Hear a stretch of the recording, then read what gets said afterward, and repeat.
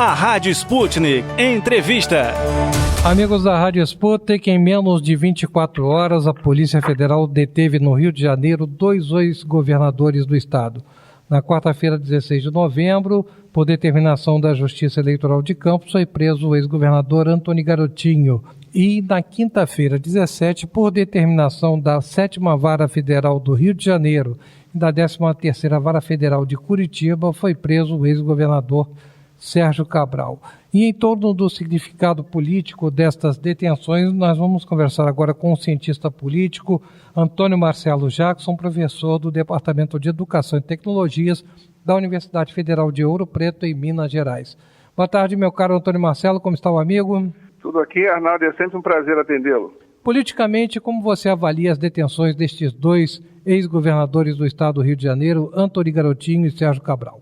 Ainda que as prisões tenham sido por motivações diferentes, elas terem acontecido numa fração de 24 horas é algo, é claro, que em primeiro lugar gera um impacto, isso é inevitável, né? Estamos falando de 2 políticos com o nome, estamos falando de 2 políticos que controlaram a política do estado do Rio de Janeiro durante um certo tempo, durante um largo tempo, e 2 políticos que fizeram, né, sucessores, no caso do Antônio Garotinho, a sua esposa, né, a Rosinha Garotinho, e no caso do Sérgio Cabral, o próprio Pezão, atual governador do estado do Rio, e que, portanto, quer dizer, o impacto político disso é muito grande, né?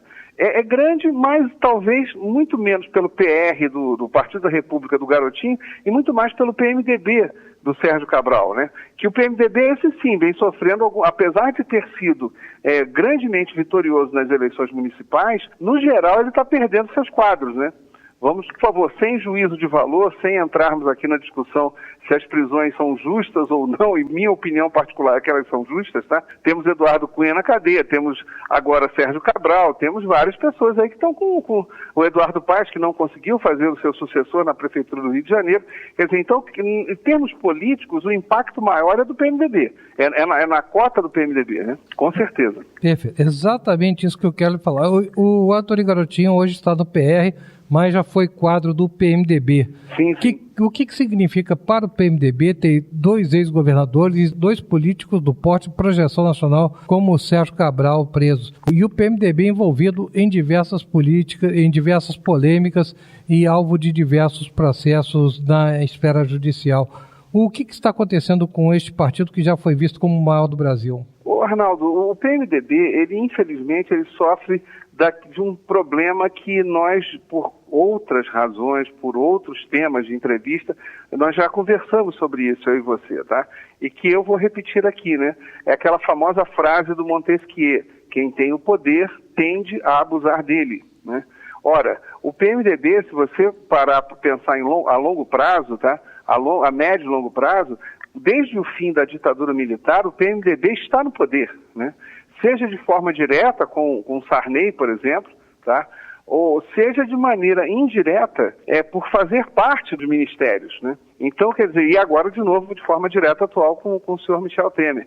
Então, quer dizer, o PMDB, ele não conhece nenhum momento, desde 1986 para cá, que ele não esteja no poder. Ora, se ele está no poder, eu estou falando aqui no poder no âmbito federal, nesses anos todos, evidentemente todos os vícios vão brotar e todos os vícios vão se cristalizar. Então, quer dizer, você vai ter sempre uma figura, uma personagem do PMDB negociando cargos, uma personagem do PMDB negociando participação ou não de empresas, verificando editais, etc. Então, com isso, quer dizer, aliás, a própria situação, se você pegar a denúncia toda feita em relação, por exemplo, ao Sérgio Cabral, tá? É uma denúncia claríssima dessa prática corrupta a respeito de uma pessoa que se acredita estar acima do bem e do mal, porque ela faz parte de um grupo político forte e tem vínculos políticos fortes. Quer dizer, então, porque quando você começa a definir até valores que você vai receber por mês,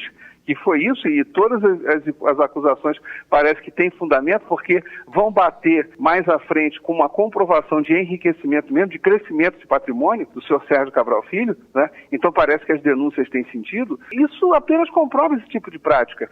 Aí, finalmente, chegando na tua pergunta. Então, quando você pega uma personagem como essa, como foi o caso do Eduardo Cunha, ou mesmo de forma indireta, eu concordo com você, que é o Antônio Garotinho, que não faz mais parte do PMDB, mas já foi dos quadros. Hoje é do PR. O Garotinho, efetivamente, é claro que é um baque, né? É sinal que as coisas vão ter que ser repensadas. E sejamos sinceros, o próprio Luiz Fernando Pezão também está com problemas sérios. Não necessariamente por corrupção, mas por problemas administrativos. Antônio Marcelo, não resolve, né? Os dois governadores que estão presos, Antônio Garotinho e Sérgio Cabral, fazem a linha política do populismo. Sim. Com essas detenções, o populismo está enfraquecido, tende a desaparecer? Olha, eu não sei, Arnaldo. É uma excelente pergunta que você me faz, tá? A respeito do populismo, tá? Porque a gente pode pegar em termos de esfera mundial o Donald Trump é a prova que o populismo, e populismo não é só de esquerda, ou tem de esquerda, assim, de direita, de centro, pouco importa, é sinal que o populismo ainda tem lá suas forças, né?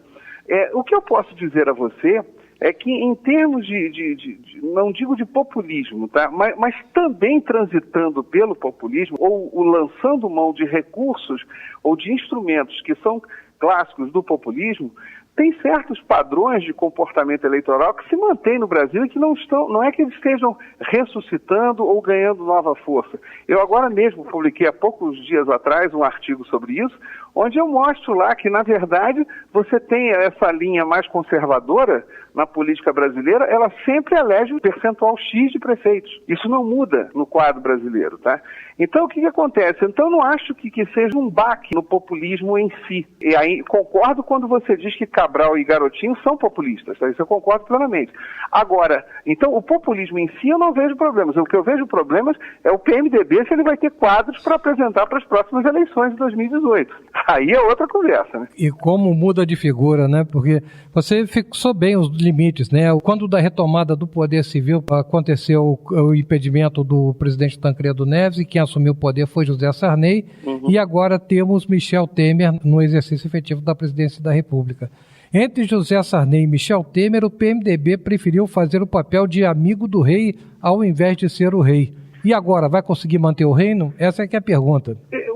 Pela quantidade de deputados, aí vamos a uma conversa que já tivemos várias vezes aqui na rádio o Sputnik, né? A respeito do nosso modelo político, presidencialismo de coalizão.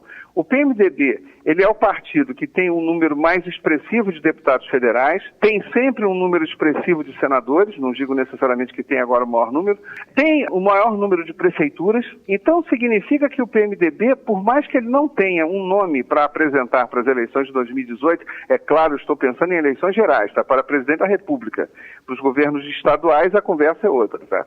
Agora, com certeza, para o bem e para o mal, e eu quero acreditar que seja muito mais para o mal, o PMDB continuará a fazer parte do governo, pouco importa quem vença 2018, porque esse é que é o quadro mais lamentável da nossa história política. Por favor, eu não tenho, quando eu digo um quadro lamentável, não significa que eu tenho uma implicância pessoal com o PMDB, mas sim partindo do pressuposto que todo poder precisa ser arejado. Isso é da natureza do poder. É da essência da democracia, renovação, alternância de poder. Então, é aí que está, e aí para os nossos ouvintes, eu chamo a atenção para isso.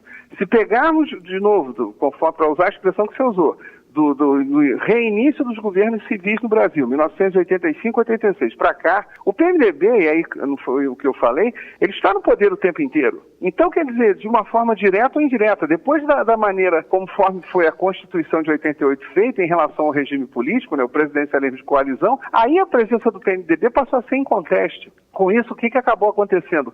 Falta arejar esse poder, falta dar ar nesse poder. Ou, para usar a expressão da corrupção do senhor Sérgio Cabral Filho, falta dar oxigênio a esse poder. Não o oxigênio que ele recebia todos os meses das empreiteiras, mas um oxigênio de verdade, tá? Um arejamento verdadeiro na política brasileira. Isso nos falta. E, lamentavelmente, eu repito o que falei há poucos minutos atrás.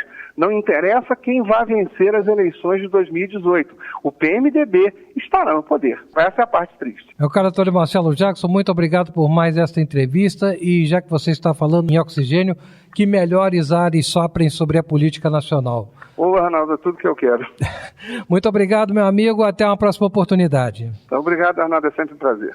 Conversamos com o cientista político Antônio Marcelo Jackson, professor da Universidade Federal de Ouro Preto, em Minas Gerais. O cientista político Antônio Marcelo Jackson analisou para os ouvintes da Rádio Sputnik o significado político das prisões em 2 dias consecutivos de 2 ex-governadores do estado do Rio de Janeiro. Antônio Garotinho, na quarta-feira, 16 de novembro, Sérgio Cabral, na quinta-feira, 17 de novembro.